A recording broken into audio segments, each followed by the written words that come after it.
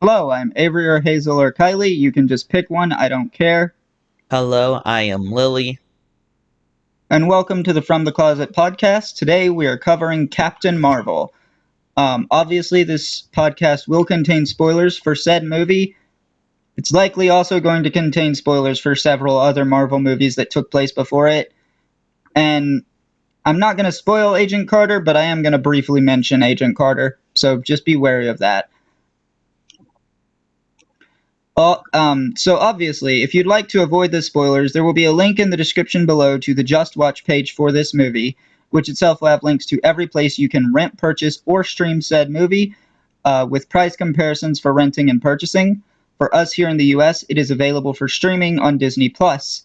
Also in the description, you will find a link to our Patreon where you can vote on future episodes of this show, as well as get access to episodes before they release, as well as early access to episodes of our sister show, Off the Shelf, which is about books. Speaking of future episodes, you can join us next week for Inception and Into the Woods, and you can join us next month for Avengers Endgame, which ironically takes place in October 2023. Um, Huh. Well, that's ironic. yeah, it would have been really, really nice if the dates lined up perfectly where we were covering Endgame in October, but it didn't pan out that way. Of course, we weren't No, actively planning sad. on that to be the case. It's just a coincidence that it was this close. But regardless, also in the description below, you will find a link to Anchor.fm, which is now Spotify for podcasters, which itself will have links to every platform this podcast is on, as well as links to our Instagram and Twitter, where you can be notified when we release new episodes. But with all that being said, please get out of here if you would like to avoid spoilers, because we are going to start discussing the movie now. So, it is impossible to have a discussion on this movie, it feels like, without first talking about the whole controversy with Brie Larson before this movie released. So, I'm going to talk about what Brie Larson has stated her goal was when she was making these speeches and all that other shit. She was trying to get more seats at the table when it comes to movie reviewers and movie critics. And she has on record, this is actual recorded footage of her saying this, she has said that her message did not come out the way she intended. And I feel like that's pretty obvious when she had to say multiple times, I don't hate white guys. I feel like if you're reaching a point where you have to say that, you have slipped up and you have accidentally said something racist and sexist. And yeah, she was basically implying that white male reviewers tend to all have the same opinions, and that's just not true. I think there are white men who can watch this movie and relate to it. Um, Yeah. even though the movie's not about them. There are characters that people can relate to, even if they don't look like them. I related to Everything Everywhere All at Once, and the main characters of that movie are Asian women. And I relate to Captain America, and he's a white dude. I am a white trans woman who's bisexual. I don't look or act the way a lot of these characters do, but I can still relate to their struggles. That's how stories work. And I know people have used this argument to try to argue against representation in film, and I completely disagree with that argument in that context because, no, we should absolutely be having representation in film, not just in acting, but in the creative processes too, in direction, in production, writing. We need voices to be heard in every aspect of the film industry, and that does include film criticism, which is what Brie Larson was trying to get at. Now, at the same time, you have so you have the side of people who are angry that female characters are taking the spotlight in the MCU, and those people are grifters trying to capitalize on the culture war. All right, female characters have always been prominent in comics. Like a lot of the characters people are complaining about appearing in the MCU now existed in the comics long before any of these people were even born. Like, She-Hulk is a really old character, just as one example. She has been in comics for so long. And she's been fourth wall breaking for longer than Deadpool. So, like, the people who complained about that are just ridiculous. And wrong. Yeah, and wrong. So, like, I don't know why there's this perception that the people who are angry are comic book fans, but I think that needs to stop too. Because comic book fans recognize that strong female characters have always been prominent. And in large part, that's thanks to Stan Lee. All right, because Stan Lee always was, like, trying to be a champion for diversity in comics. Like, he literally created the X-Men to show why even people who are different to who you are deserve love and compassion. That was his goal. And I feel like the X-Men stories do a good job of communicating that. Though, So, like, because of that, this movie is an interesting movie, good movie, I mean, to, have, um, the intro. yeah. Yeah, and we'll get to that in a minute. So, like, people will hear this argument and they'll say, well, people have a problem with Brie Larson because she's a feminist, or they'll say Captain Marvel. And I'm like, no, that's not why. It's because Brie Larson actually said things that are racist and sexist. She's gone back on those things. She's recognized where she went wrong. But you can't deny that she fucking said them. And, like, there are people who actively try to do that. And if you want to argue that comic book fans don't like feminists, Agent Carter. She was very clearly a feminist, and she is so well loved by the fandom that Marvel Studios brought her back and made her a superhero, where she has appeared in both What If and Doctor Strange in the Multiverse of Madness. And she is very likely to appear again in the future. As far as when, I don't know, but Oh I my mean, god, wait, you it's gonna don't work happen. at Marvel? No, of course I don't work at Marvel. But yeah, like, female characters have been loved in the MCU thus far. People tend to really only have a problem with Captain Marvel. Like, I don't think I've ever heard anyone complain about Black Widow or Nebula or Gamora or Wasp or Shuri or Okoye. Although actually I have heard some people complain about Shuri, but that was only after she became Black Panther. Wait, what? Worry about that later. Okay.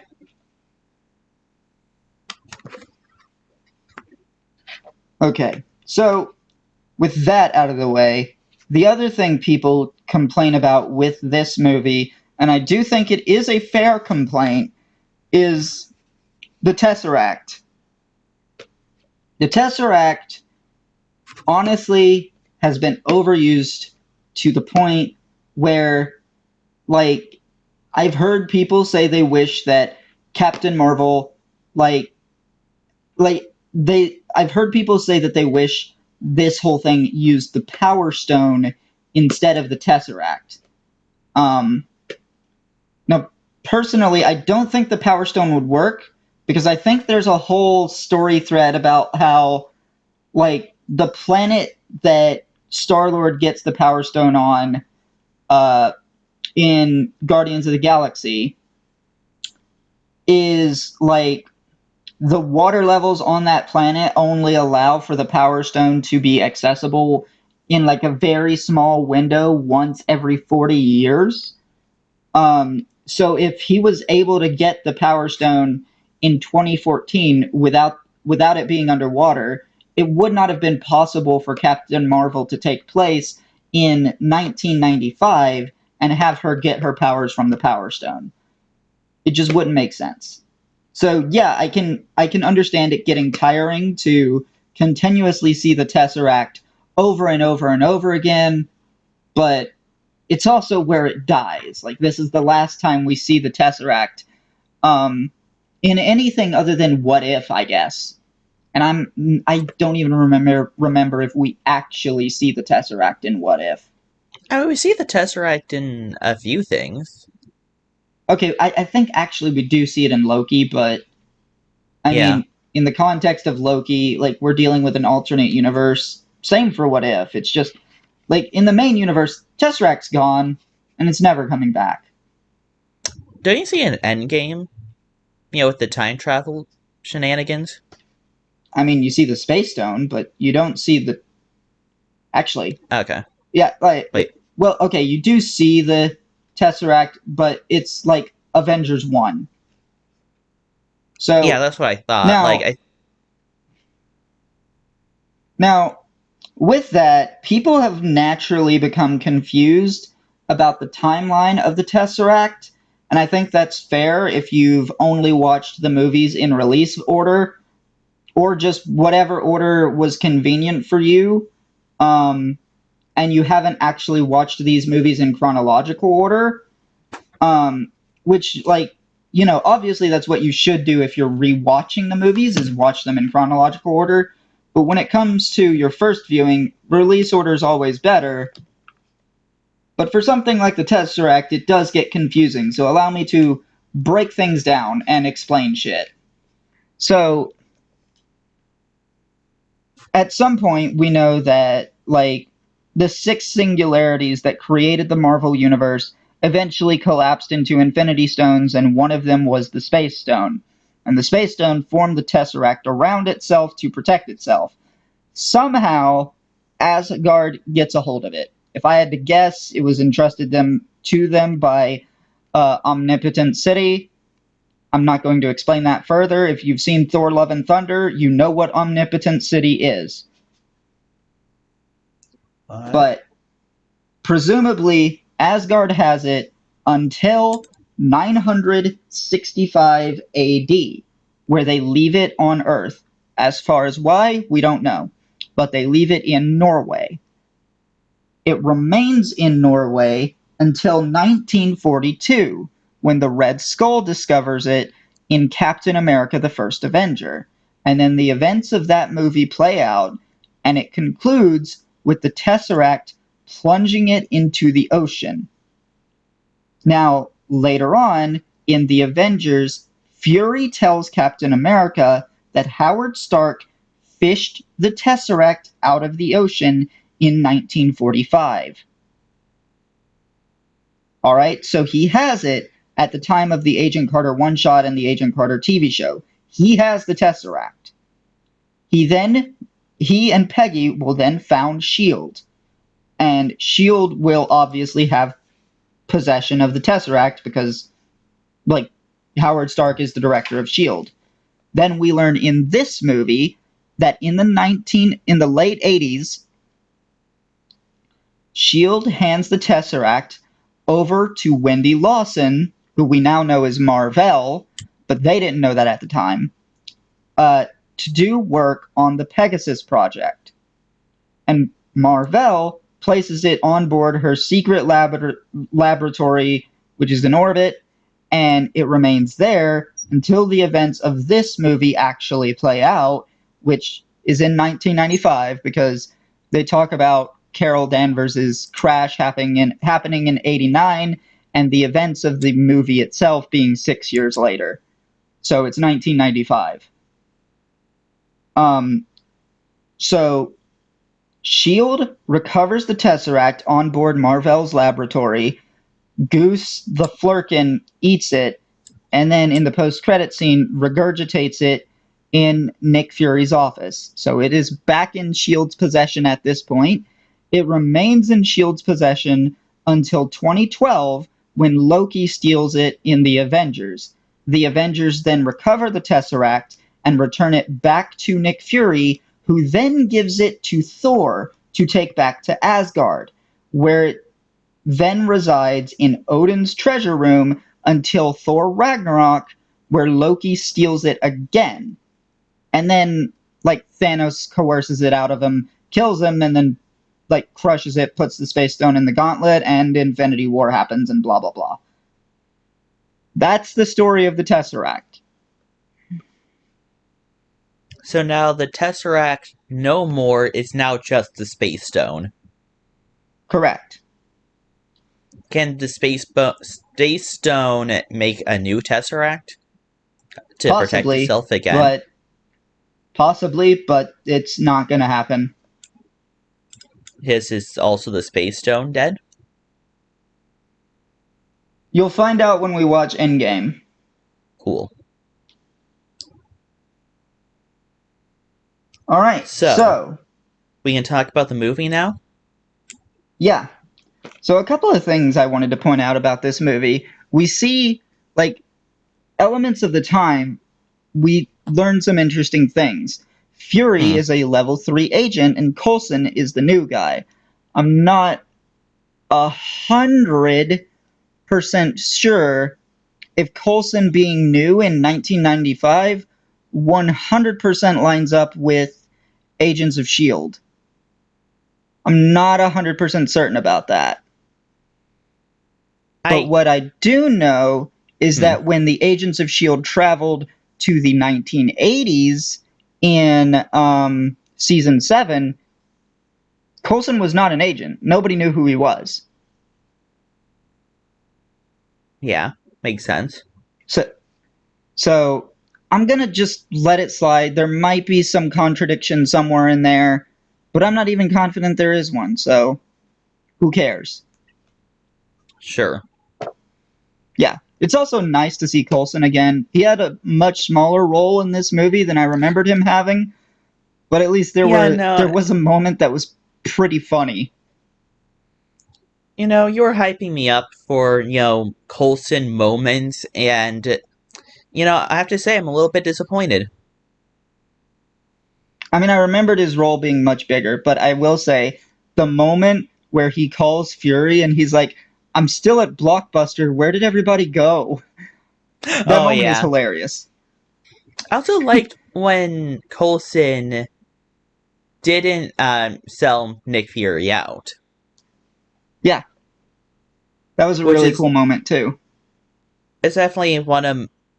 Obviously, his character's already been defined at this moment, but, it kind of just affirms his character at this moment and where he'll go in S.H.I.E.L.D., at the very least. What I think is pretty good about this movie is that if you decide to go back and watch the MCU in chronological order, you'll watch this movie before Iron Man. So when Coulson shows up in Iron Man, you're going to be paying more attention to him because you should have seen this character before. Yeah. Also, I like, so obviously this Coulson has gone through, training, Agents of S.H.I.E.L.D., the Academy, and all of that. Correct. Which is now interesting to, like, after watching Agents of S.H.I.E.L.D., it's interesting to know everything about S.H.I.E.L.D. How they get new recruits, where they train. And the whole leveling system. Because, I mean, yeah, they show a little bit of the leveling system in The Winter Soldier, but they really expand on it in Agents of S.H.I.E.L.D. Welcome to level 7. Yeah. Whereas in this movie, Fury is level 3, and I guess we can assume Coulson is level 1. Yeah. I mean, he really climbs the ranks because it's not that many years from this movie to like Iron Man. Right. But it is more than a decade. I mean, going from like the newbie recruit to like one of the more top level agents. I mean, Definitely some. in over Well, a decade? Sure. I then mean, again, I guess he he's got. not. He I'm was a pretty level sure at the time of 6. Avengers, he's level 8. So, Oh, I think his yeah. death gave him one more level. I'm not sure about that. In fact, I'm pretty sure he skips level 9 entirely. Oh, so it's like 2 more levels. No, like, I'm pretty sure Oh, what happens is he he remains a level 8 even throughout Agents of S.H.I.E.L.D., but then Winter Soldier happens and Nick Fury appoints him director of S.H.I.E.L.D., which then makes him a level 10. gonna have to go through his Wikipedia article, Coulson's. I can do that Yeah. because I've seen all of Agents of Shield, so I know everything on that page. Yeah. Thankfully. Really nice. But yeah. So one other thing I will say about this movie, it has too many of these you can't do it scenes. Like I get it. I get people are told you can't do it. I've even been told you can't do XYZ. But like the movie really hammers that point into the ground. Like they do it so much and it's like I don't know, maybe trim it down a little bit, guys. We get the point. Oh my god, it's like Ryan the Last Dragon and Trust. Maybe, yeah. Guys, didn't you But know yeah, Trust is good? I'm sorry. There was just some fucker driving past my apartment on a motorcycle, being loud as fuck, clearly compensating for something. Um, Oh my god, I had those people on my like loud motorcycles on my road, and it's just always so annoying. yeah, like, and it's clear they're trying to make it louder than it should be. I guess Hate no one that shit deserves good sleep or something. for I don't know real. who's But sleeping yeah, at this time, but yeah, there was too much of that. Um, Also, I've heard some people say that they feel like the 90s references feel a little bit forced because, like, oh, they show Blockbuster and Radio Shack and a Game Boy and Street Fighter and a number of other things that, like, I don't even have time to go into. They showed so many 90s references, it's not even funny. But I'm like, yeah, I don't care. yeah, no, I really didn't like when you're saying it now. I guess it does seem like a little forced, but at the same time, I watched this movie and I'm just like, I didn't have any problems with it, forced or not. Yeah, like,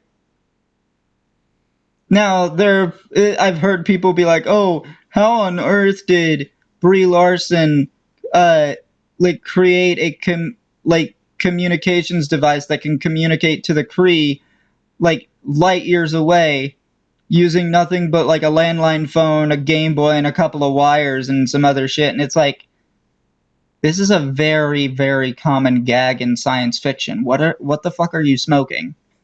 How I mean, have you seen the shit that Howard Stark is able to pull? The shit Have you that seen Lilo and fits. Stitch? Okay, that's like the shit that Fitz and Simmons, Iron. Um, I can't actually remember his real name. Iron Man is able to pull, and you think that this is out of place in a Marvel film? You're crazy. Yeah, for real. I mean, But I mean, I brought up Lilo and Stitch because like they legit use a microwave to save Stitch's life. Although that was probably in one of the sequels, I can't remember, but who cares? If you've seen the sequels, you know what I'm talking about. If you haven't, you might know what I'm talking about, but I'm not certain about that. It's been a while since we watched the Lilo and Stitch movies. Well, I mean, it hasn't been that long since Leroy and Stitch, but the others, yeah, it's been a while. I mean, you know, a month, few weeks. That's like a lot of media that we've consumed in that time. It's been like 2 or 3 weeks, maybe. At least at the I'll time fact of check you on recording that one. this. Fair enough. Um, but yeah, that is just um, and also the fact that she made Colt Fury's little communicator thing reach like galaxies away. Yeah, I think she said it was like it could reach a range of like 3 galaxies, which is incredible, but like it's a pager. Which, to be fair, pagers are still used today. And you want to know why? Their signal is more reliable than cell signal. Hmm. Though you can't do much with a pager, can you? No, but they are still used by like safety organizations and shit. But yeah, like the the the signal is more reliable and reaches farther. Which is how I like mhm. it's how Fury was able to communicate with Coulson. I don't think you'd be able to do that with a cell phone. But yeah, I did love the relationship between um, Captain Marvel and Fury in this movie. I thought it was great. I love seeing more Fury in these movies. Yeah, it's always nice to see more Fury. But there are some things you're going to want to remember. You're definitely going to want to remember Talos and his family. You're also going to want to remember Monica Rambeau. She'll be important Hmm. later. Her mother won't be, but she will be. Um, so this movie has a little bit of a twist, like halfway through. Yeah, the Kree twist being that evil and whatever the hell they're not. Kree evil, not Kree, trying to survive for their lives. yeah. Now, Kree being evil isn't much of a twist if you're like if you're an astute viewer, you would know that the Kree being evil isn't really that much of a twist. For starters, Ronan the Accuser from Guardians of the Galaxy Volume 1. He was a Kree, but he was also a radical. And he's also in this movie. Um, so, like, that should be one thing to pick up on. A villain from a previous movie is in this one. These are the bad guys. Duh. But then also there was like Agents of S.H.I.E.L.D. and everything to do with Inhumans and how the Kree kind of created them. And then there was also the um the Kree in Agents of S.H.I.E.L.D. season 5. Cassius, that was his name. Yeah. He was like cartoonishly evil. Yeah, he was evil, but he So also yeah, kind of sucked at it. yeah. So then we also have like Carol in this movie coming across as arrogant. You have lines like saying the Kree are noble warrior heroes. Like obviously if you have to tell people that you are some kind of positive trait, if you have to tell people you're noble warrior heroes, then you're probably not noble warrior heroes. I mean, as Guardians, they're a race of noble warriors. I can't imagine. I don't think they're heroes, but they're noble warriors. Well, it's a little gray because I mean, let's not forget everything that Odin and Hela did before Odin decided that he didn't want to anymore. They're certainly warriors. Certainly warriors for sure. But yeah, so yeah, it's not much of a twist. The real twist is that Captain Marvel is human. I mean, That is a yeah, real though twist. that I mean, they showed that part Words. pretty early. Did they though? I mean, they're planning little teasers and shit, but the thing is, like, and I'm actually kind of surprised you weren't asking about why some of the Kree aren't blue. No, I was I'm wondering very surprised you that. didn't ask about that. Though, I mean, after a certain part of the movie, I no, actually no, there was still a few not blue. Yeah. So there is actually a reason for this, even though it is never explained in the MCU itself. The explanation comes straight from the comics. Hmm. They're basically like not fully Kree. Like they're a result of the Kree having kids with other alien species who look like humans. A lot of the kids take on a more human-like appearance, and they're Ah. known as pink Kree. So, I mean, one of the bigger questions I've had about this entire movie is who is the intelligence? The Supreme Intelligence is basically the AI ruler of the Kree. Oh, it's AI. How Yeah. fun. I'm getting Chromicon flashbacks. Yeah, Chronicom, but worse. So, do we see Yeah, the Kree again? uh I cannot think of a time where we've seen the Kree again. Although to I be fair, guess. I have not finished Secret Invasion. Hmm. I guess I should be saying, do we see um like this Kree plot line? You know, I don't know who is doing this spreading this message, I should be saying. That God, who was the other race that was in this movie? The Skrulls. They will be very important later. Yeah, the Skrulls. So they're Well, spreading the message, Skrull, Skrull like bad, we with a need to kill U. them. Scroll with a U, by the way. Skrull. It yeah rhymes with hull, like hull of a ship. But anyway, um, pronunciation aside, yeah, the whole idea here is that the Skrulls are bad because they don't want to submit to Kree rule, which is dumb. I'm sorry, like, okay.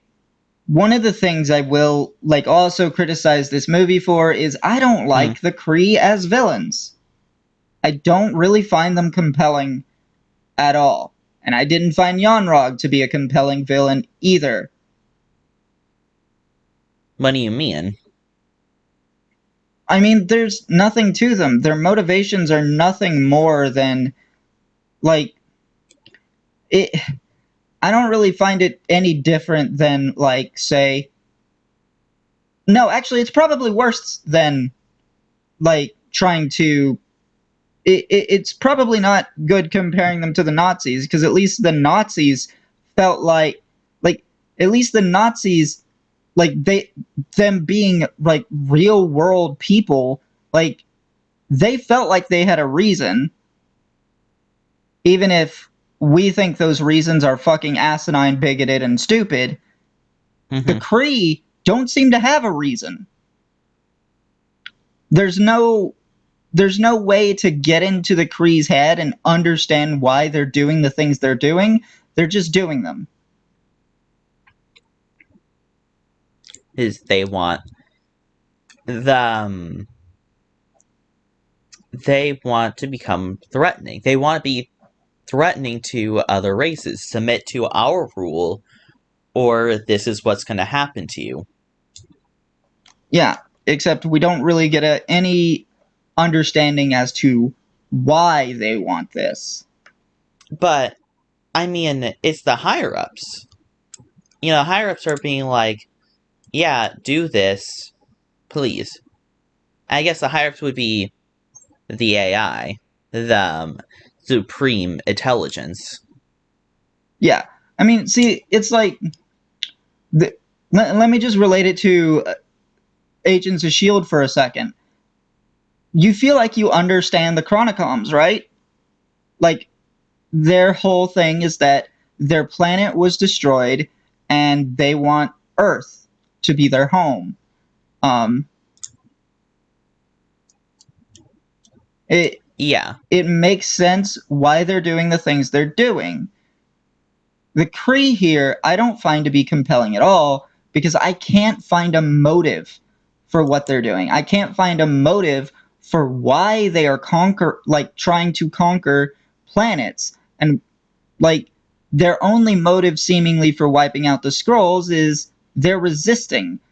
But why do they have anything to resist in the first place is what I can't figure out. And I because of mean, what do that, you I mean? feel like this movie's weak.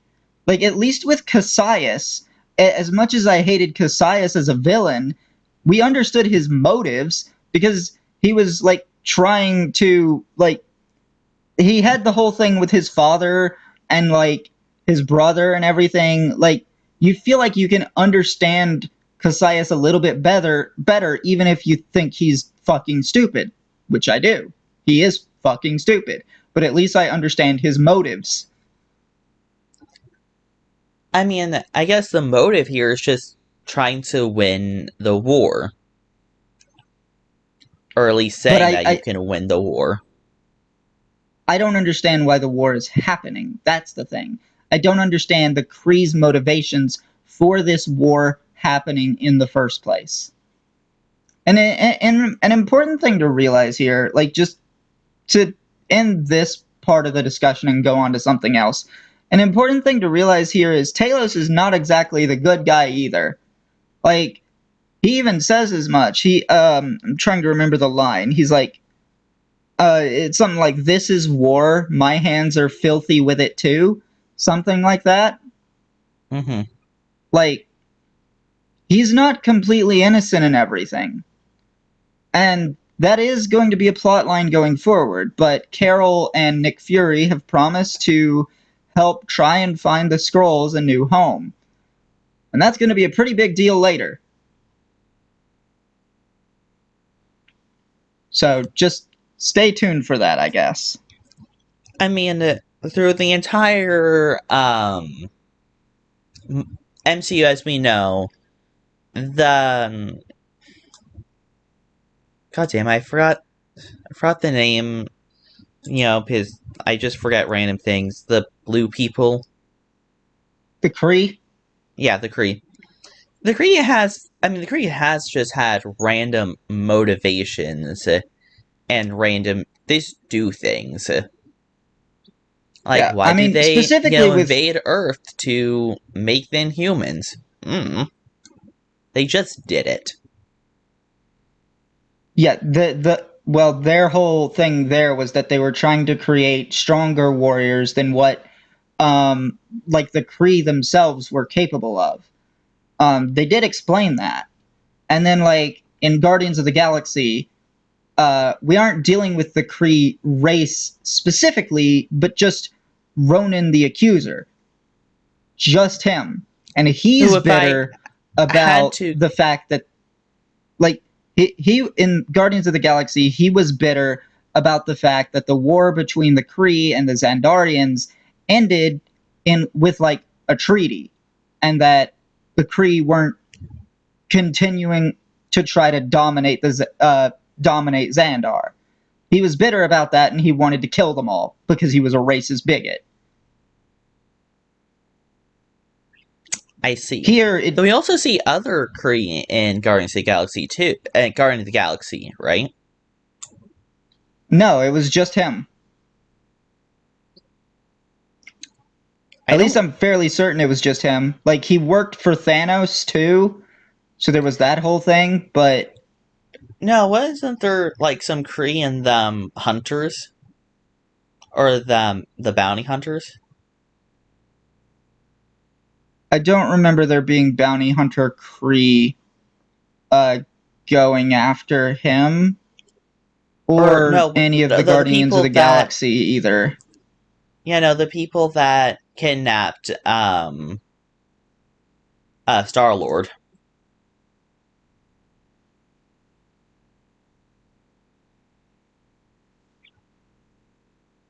Are you talking about like when Star Lord was kidnapped, like on Earth in 1980? Yeah, That was those people. Yondu. That was Yondu and the Ravagers. Yondu is not Yeah, Kree. yeah. I swear that there was at least one Ravager that was Kree. I'm pretty sure you are thinking of Yondu. He's not Kree. He is just also blue. Hmm. Well, the person I gave the arrow to. Yondu. Are you saying the person Yondu gave the arrow to? Yeah. That was Kraglin, I believe. And I'm not Hmm. sure what race Kraglin is, but I mean, he's definitely not blue. Okay, I He can't could be a remember. pink Kree. He could be a pink Kree for all I know, but I don't remember that being the case. Um, Hmm. I'm gonna have to look up what race Kraglin is later.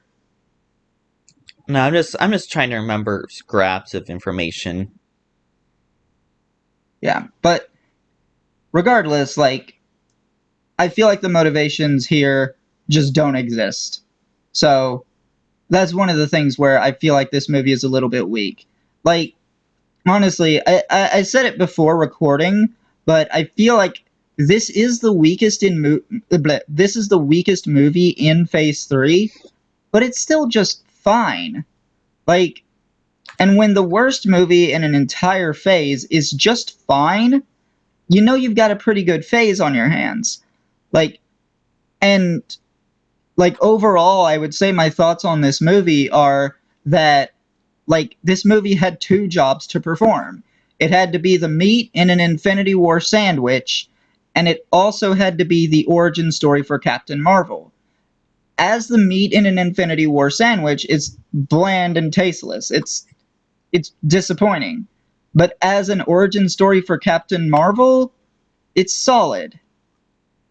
And I do also like at the end of the movie when like Nick Fury is working on the Protector Initiative, because his whole perspective is that they need a team of heroes to like help fight the battles that Shield can't handle, and that Carol also won't be around for because she has prior commitments. Um, so like the whole idea is the Protector Initiative, but he notices a picture of Carol and realizes, oh, her nickname was Avenger. That's where the name the Avenger Initiative came from. So you could argue that Carol was the first Avenger. But then Captain America was from the 40s, so that there was that whole thing. But yeah, that's another aspect to this is like Nick Fury would also be reasoning that he could find a team of heroes not only because they found Carol when they weren't even looking, but the Yeah. SSR created Captain America. Though to be fair, I just thought about Captain America is not the first Avenger. He's just the oldest Avenger. because he didn't become an Avenger until after Iron Man became an Avenger. So technically, he's the first Avenger. Well, technically, Captain America was recruited into the Avenger Initiative before Iron Man. Really? Technically, Huh. Iron Man only became an Avenger in the Avengers. Um, Okay. Well, I stand corrected. Though technically, I'm sitting. yeah. Like if you remember, there was a whole thing about how they looked at Tony Stark and determined he was not qualified because he I thought was it just like wasn't volatile, qual. self-obsessed, and didn't play well with others. Yeah, and obviously that's why he's not an agent of Shield. Right. So like characters that who would be the actual first Avenger? Probably actually Black Widow. Hmm. Makes sense. Maybe Black Widow and Hawkeye at the same time, I would imagine, but yeah, probably those two. Which is ironic because they're the ones that don't have any superpowers. But yeah, Hulk seemingly was brought in around the same time as Iron Man. So Captain America would probably be the third, and Thor kind of joined up just because like it was Loki that they were fighting. Yeah, so, Loki is also his responsibility. Yeah. So and that's another wrinkle here. So let's talk about it. Like Carol gives Fury the pager and says only use it in case of emergencies. And Hmm. that obviously leads fans to ask the question, well, why didn't Fury use the pager in The Avengers or in Avengers Age of Ultron? And simply put, they didn't need Carol for that. They had the Avengers. That was kind of the point. Um, like, the Avengers were more than capable of handling Loki, and they were also more than capable of handling Ultron.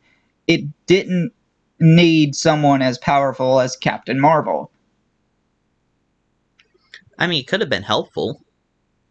Just It could saying. have been helpful, but like at the same time, is it truly an emergency worthy of calling her? I don't think Hmm. it either case quite reaches that point.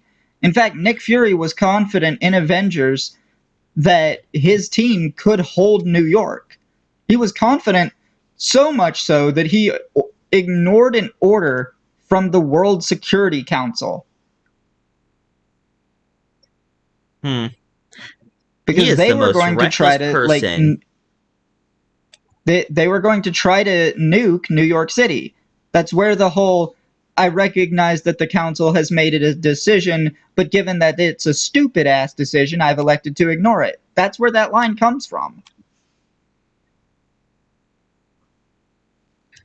It is a good line. It is a really good line. But yeah, like there is one thing that I do think is fair to criticize here. Hmm. And this is likely just like the in universe explanation is that Nick Fury's lying, but it is a fair thing to point out. In the Avengers, Tony Stark and Captain America both independently discover that S.H.I.E.L.D. is using the Tesseract to make weapons. And when they confront Nick Fury about it, um, he says that they were making the weapons because of Thor. Um, and like S.H.I.E.L.D. realizing that they were hopelessly and hilariously outgunned. Uh, but obviously, we now know that that was not their first encounter with aliens. Because there was the whole thing with the Skrulls and the Kree, everything that happened in this movie. But honestly, like, Yeah. that's classified information that the Avengers did not have security level clearance to know about. So, Nick Fury's just lying. That's the in universe explanation. And is I it mean, to really be that far fair, fetched? I mean, absolutely not. Nick Fury trusts no one. Yeah. Though, um, I should say that in this movie, while they did know, you know, aliens exist, their weapons, worked. Not like they don't have like immunity to guns or anything. Right. In Although the fact, I don't. Kree did have much more powerful weapons, as we saw. Yeah, though we actually didn't see that much of. I don't think Fury saw that much of the Kree. At I least, mean, there was uh, that whole oh final wait, battle no, he no, was that yeah, present no, that for. whole. Okay, I remember. Yeah, no, I was limiting my thought. Yeah, no, there was the entirety of when they went up to the space station. Then again, Well, it though, wasn't a space station, it was a lab. But yeah, yeah. I mean, then again, that cat did eat most of them guys there. It ate a few of them. I don't know where that cat went. Who knows? Because we have never seen Goose again since this movie. I don't think it has a normal cat lifespan because, well, it just ate things with its has tentacles in its mouth and ate things. Yeah, well, I mean, it's not a cat, it's a flurkin. And I don't know the lifespan of those. Yeah, but one of the funny things about this is like I saw people complaining about Hmm. the CGI when they rocket off into space, like the CGI on the cat. And I'm like, Hmm. guys, one, this is an alien cat-like creature. So for starters, anything looking weird, it doesn't matter. It's not a cat. But then the other thing, even humans look fucking weird when they're going through that many G forces. Yeah. Like Now like I'll be honest. Christ. I didn't realize it was a CGI cat at first. There were times where it was a real cat and there were times where it was CGI. Um Oh, and I think it's like one because of those. somebody in the cast was allergic to cats. I don't know who, but Ah, that's why there was CGI at times. like what about when it was first introduced? Like when you first I saw don't the know. cat, because Don't know. I literally was just like, I'm sorry, did a cat just wander on set and everyone was just like, sure, why not?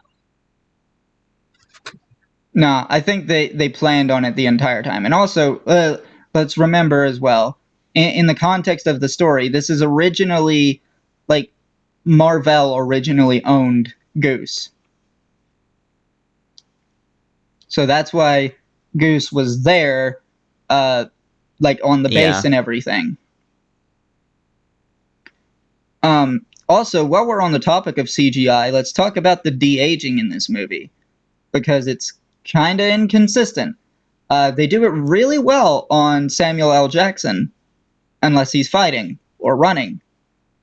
And then when you look at Clark Gregg, you start getting some uncanny valley territory. I'm sorry, it just made me uncomfortable looking at de-aged Coulson. Yeah, I'm actually a little bit glad he wasn't in the movie for that long. Right. But for the most part, Samuel L. Jackson looked fine.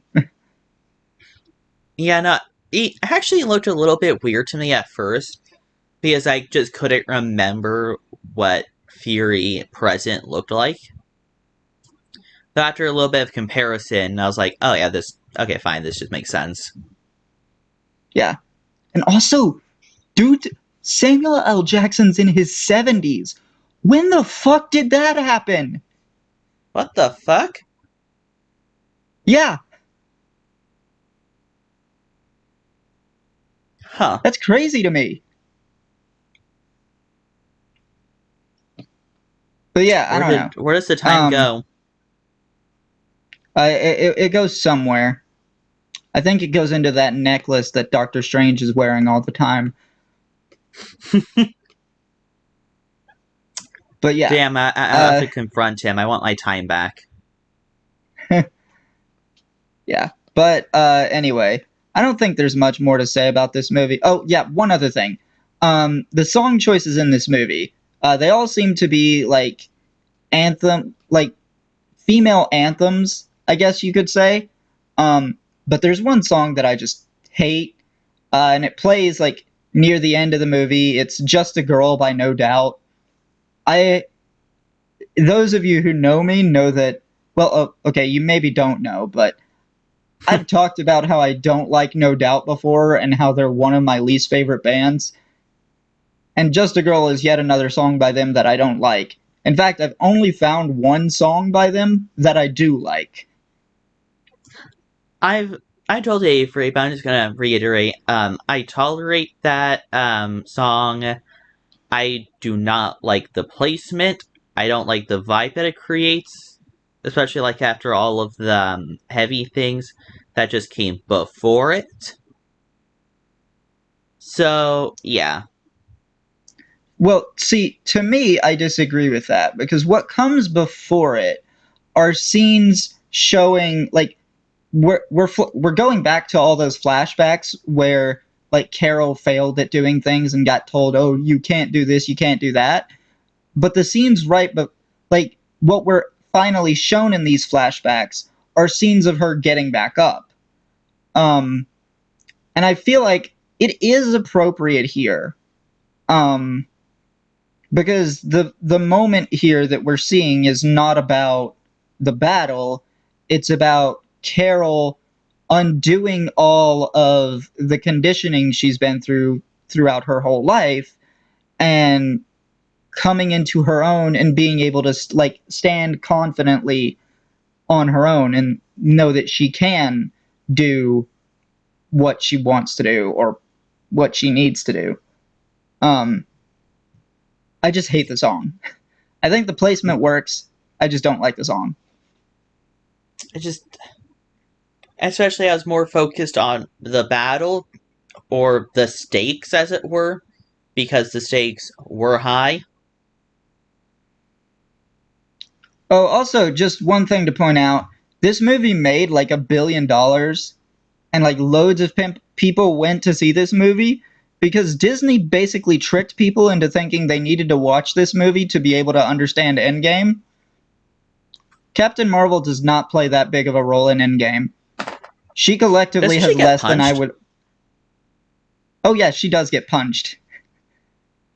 I hear so many stories of like the crowd cheering when she gets punched. I went to see Avengers Endgame in the theater twice. I have never heard of a crowd who actually cheered when she got punched. And then again, that It, could also just be fake not stories. only in my 2 times of seeing the movie in theaters, and reminder, I live in the South. Um, I've watched many audience reactions where, like, recordings in the theaters were done, and I didn't see people cheering. You know what I did see people cheering at? When she showed up Hmm. to save Iron Man, and when she showed up to destroy Thanos' ship. So yeah, probably you know, fake. Yeah, Um, I would say that the stories of audiences cheering when she got punched, they're over embellished. but I definitely I heard did, those stories, fake or not. yeah, I heard them too. People wanted to make them. Now, I will say Captain Marvel's like very existence in the MCU does present some problems. Namely just that she's too powerful. Um, but there are a number of characters who I think can beat her, and that number is 3. Hmm. Those characters being Doctor Strange, Wanda, and Thor. And I think only Thor can only beat her because of like where he is now. Like he's basically peaking now. So like I think at this point Thor could beat her. But at the point where we are at in our current coverage of the MCU on the podcast, no, I don't think Thor could beat her. Hmm. But Though, Wanda absolutely could. Wanda we blitzed probably Thanos in Endgame, which we will see. so I have been noticing something about this recording. And what's that? The fact that we're like at an hour now? Yeah, Yeah, I think it's fine. I totally kind of was predicting that we would go to an hour. But yeah. I wasn't. I mean, there's just a lot to talk about with this movie. Um, I'm not sure if we talked about the whole thing with, like, the Stan Lee thing, but the logo this time is, like, a bunch of shots of Stan Lee, and then, like, it concludes with a thank you, Stan message before the movie starts. And, like, yeah, Stan Lee died just before, a few months before this movie came out.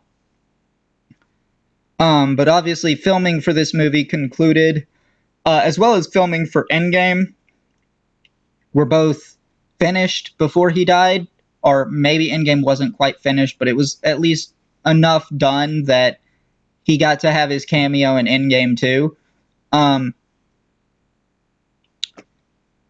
yeah, It would be like nice if this was also in Endgame because it's just a bigger movie.